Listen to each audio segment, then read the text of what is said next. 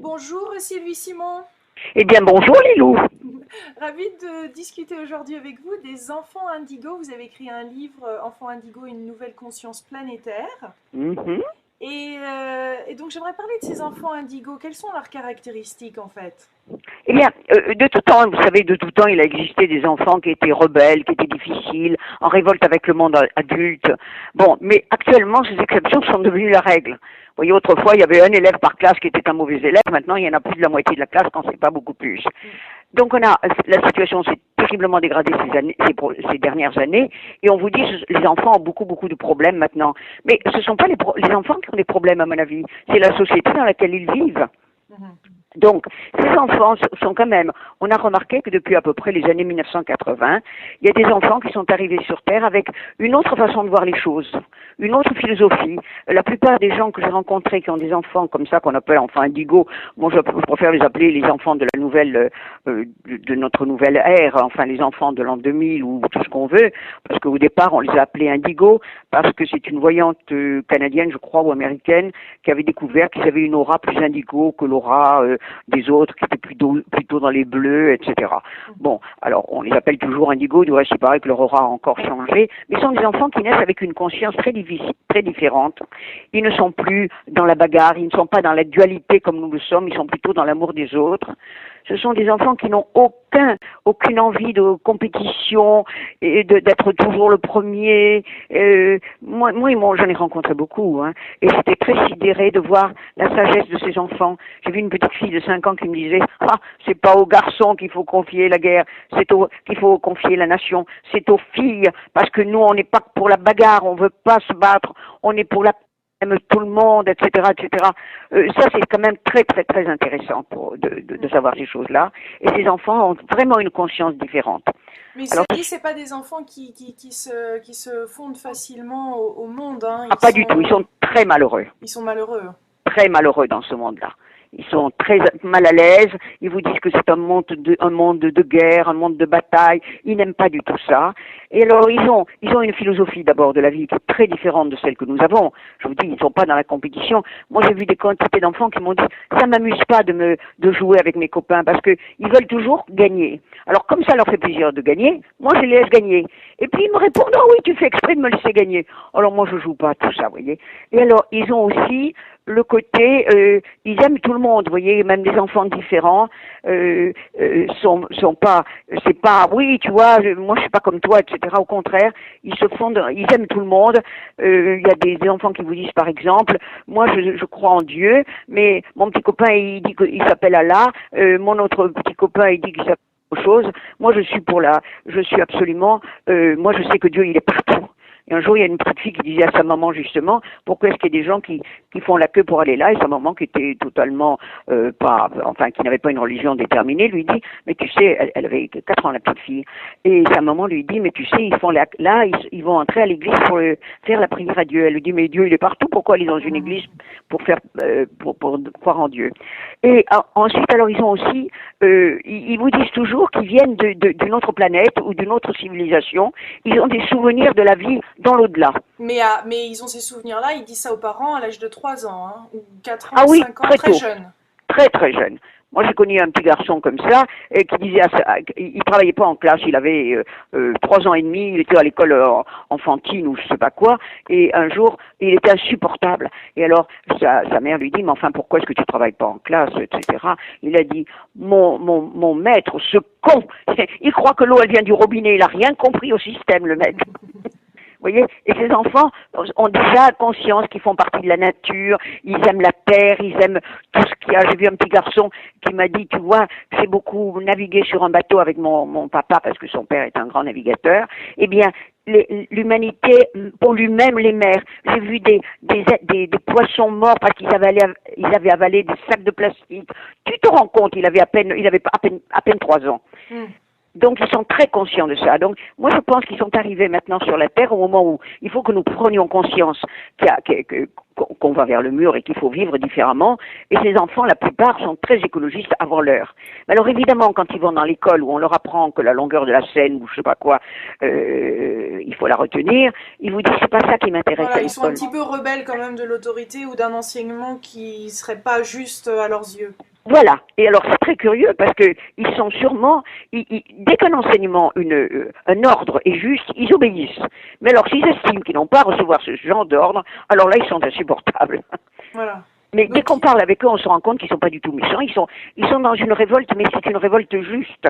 Combien de fois j'ai vu ces enfants en leur disant oui, mais c'est peut-être pas raisonnable. Ils m'ont regardé en me disant dis-moi que je suis ridicule. Et puis on se dit mais non, c'est eux qui ont raison. mais en même temps, ça pourrait être mal interprété et puis il pourrait être mis dans une case qui n'est pas forcément la leur. Voilà. Alors le drame, c'est qu'on considère ces enfants comme des inadaptés, et dans beaucoup de pays, y compris en France, on leur donne des produits chimiques, genre Ritaline, qui est un produit absolument monstrueux, et alors on fait de ces enfants, ou alors des révoltés à vie, mais alors des révoltés méchants, ou alors au contraire des abrutis complets.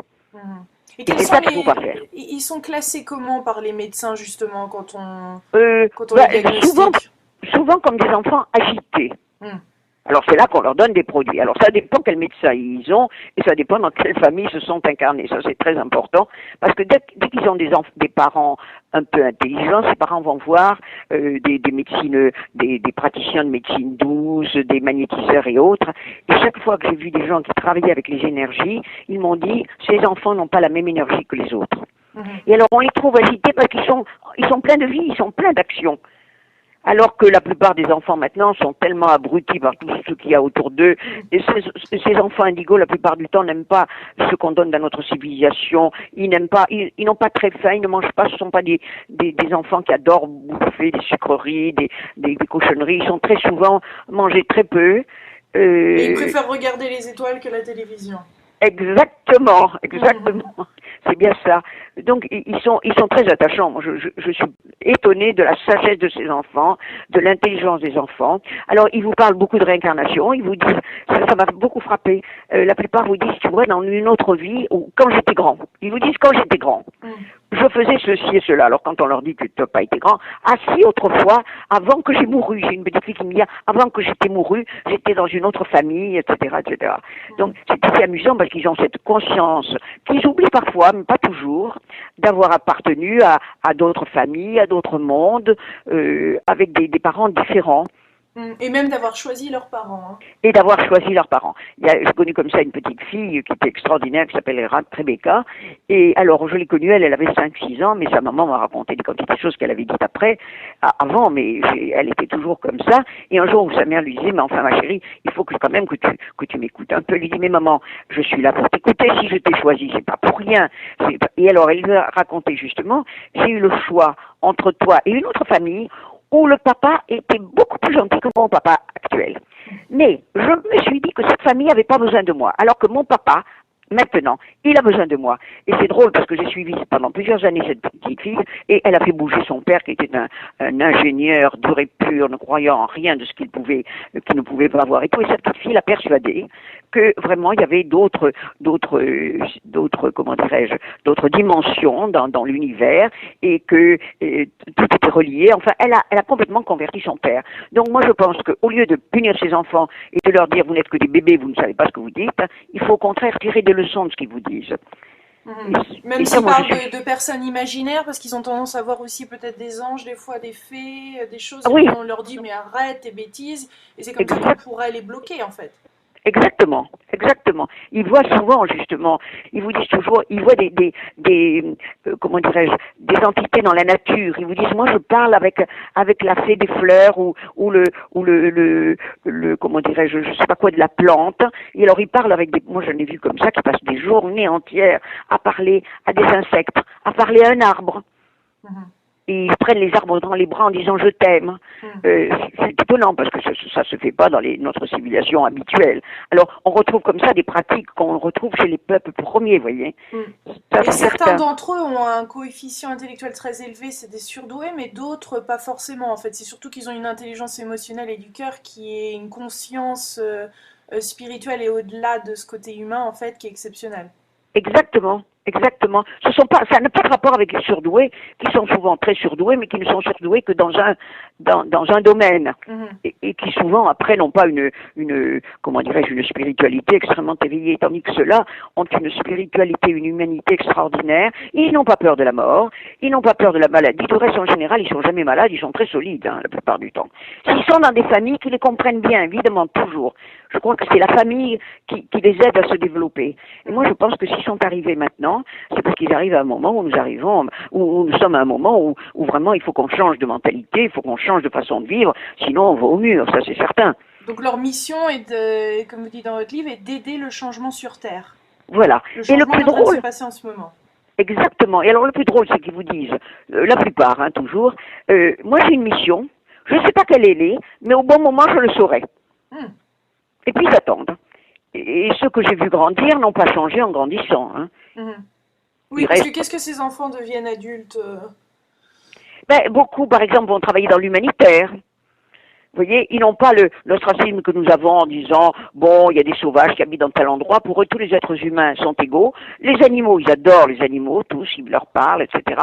Donc, ils choisissent des métiers qui correspondent à leur amour. Ils vont pas devenir banquiers, par exemple, vous voyez. Ils vont pas devenir, je sais pas, ils vont pas s'amuser à disséquer des êtres humains ou, non, ce sont vraiment des enfants qui ont une conscience collective énorme. Et ils se sentent solidaires de tous les autres. Et alors, c'est un phénomène quand même récent. On en trouve à partir de 1980, vous voyez, il y a eu ces naissances.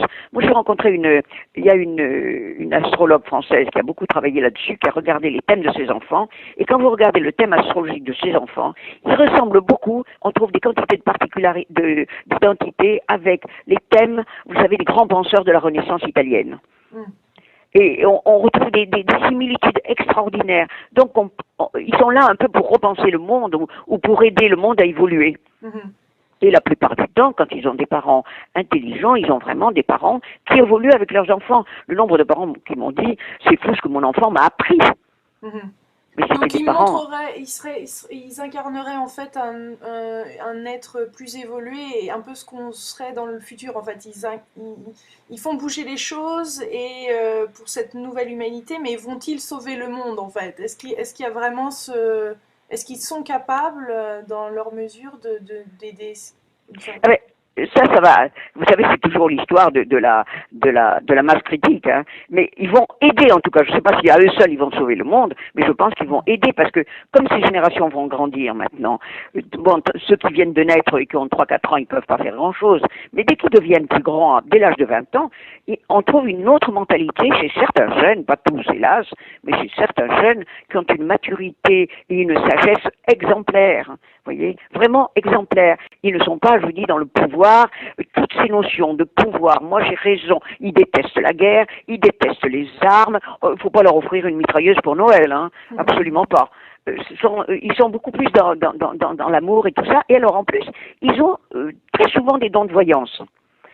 Et de télépathie, hein, vous en parlez d'ailleurs. Oui, j'ai connu comme ça une petite fille qui restait, elle avait son grand-père qui restait à la maison parce qu'il était condamné il avait une maladie très grave, il était très âgé du reste, et il était couché dans un lit, mais dans la pièce où tout le monde vivait pour qu'on puisse le surveiller, etc.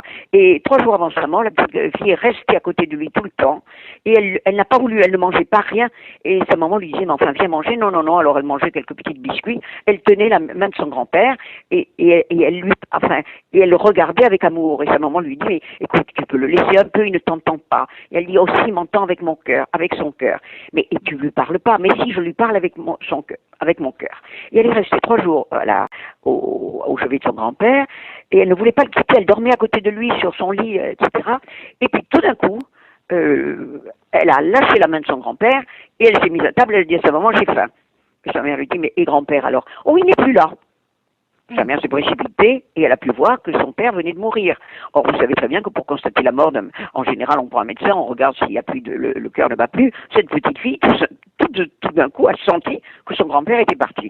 Alors sa mère s'est précipitée, elle a commencé à pleurer un peu. Elle lui dit, mais ne pleure pas, maman. Il est là, il te regarde et tu lui fais de la peine de pleurer. Il est très bien là où il est là. Alors sa mère lui dit, où est-il? Mais là, il est à côté de toi, je le vois. Et elle lui a bien montré qu'elle avait saisi le moment où le grand-père a trépassé, comme on dit, il est passé de l'autre côté. Et effectivement, le grand-père n'était plus là. Et ça, on voit, ce sont quand même des dons que n'ont pas la plupart des humains, parce que à ce moment-là, on appelle un médecin pour voir s'il n'y a rien à faire, on fait la respiration artificielle et tout, et elle a dit, c'est pas la peine, il n'est plus là. Et des cas comme ça se sont présentés dans le monde entier qui se regroupent et qui se rejoignent, et on qualifierait ces enfants d'indigo. Voilà, leur difficulté, c'est de trouver des amis qui aient les mêmes vibrations qu'eux-mêmes. Vous voyez, ils s'ennuient avec les enfants normaux qui leur disent, viens, on va tout casser, on va se... voilà, ça les amuse pas du tout. Très bien, bah écoutez, j'invite tout le monde qui écoute cette interview de lire votre livre, parce qu'il y a plein d'informations sur les enfants indigos et une nouvelle conscience planétaire. Merci Sylvie Simon. Merci beaucoup Lilou.